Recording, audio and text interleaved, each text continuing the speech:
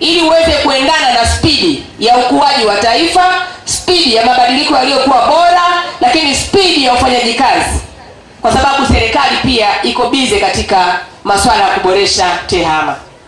Ndugu zangu watumishi, tuna swala nyeti la uadilifu na uwajibikaji. Uadilifu na uwajibikaji. Nina miaka 4 na zaidi sasa nipo kwenye mkoa huu. Nimekuwa nikishuhudia matukio kadhaa ya kukosekana kwa uadilifu kwa wafanyakazi, tena kwa makusudi kali. Yaani mtu kaamua kuwa mzembe makusudi.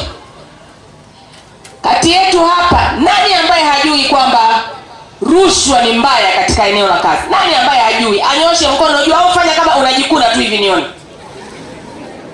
Usinyoshe, fanya kama unajikuna tu, mimi nitakuona. Kila mmoja anajua.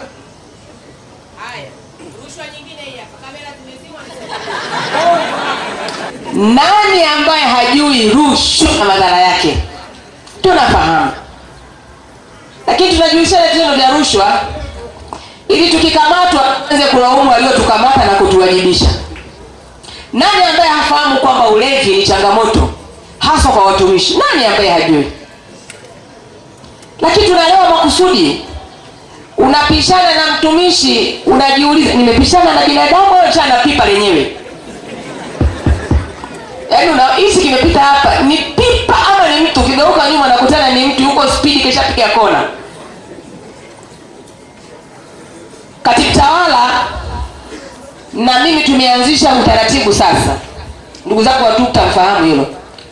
Tukikugundua ni mlevi, tumekuonya mara 2 mara 3 usikii, hatukufukuzi kazi. Tunakupeleka rehabu. Yaani tunakusaidia ili familia yako na mke wako wote wajue kwamba wewe ni mlevi uliyeshindikana. Tunakupeleka rehabu na tumeshapeleka watumishi rehabu. Tunawabeba kwa sababu tumegundua hata tukiwafukuza kazi hatuwasaidii. Wanakwenda mtaani wanachanganyikiwa zaidi. Kwa hiyo tutakubeba kinguvu, utake usitake, tutakupeleka rehabu kwa sababu wewe tayari umeshakuwa teja wa ulevi. Na hiyo fanya tu kwa nia njema, kwa wema. Tunakupeleka, unaenda kukaa huko miezi yako 5 6, ukitoka huko labda utakuwa umesahau harufu ya pombe. Hiyo ni tabia moja ya ajabu sana.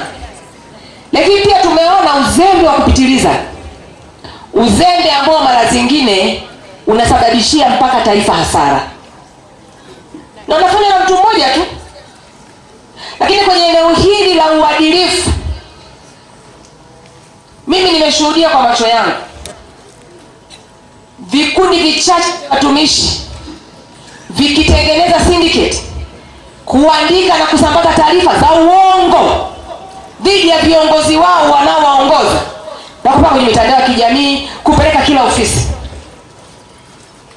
Na hakuna anayeandika pale chini akaika jina lake. Madai yake anakuambia ninaogopa nisije kufanya vibaya. Ni waongo, ni wanafiki. Kama una uhakika na tuhuma unazozisema, jiseme mimi ndio nimesema tuhuma hizi.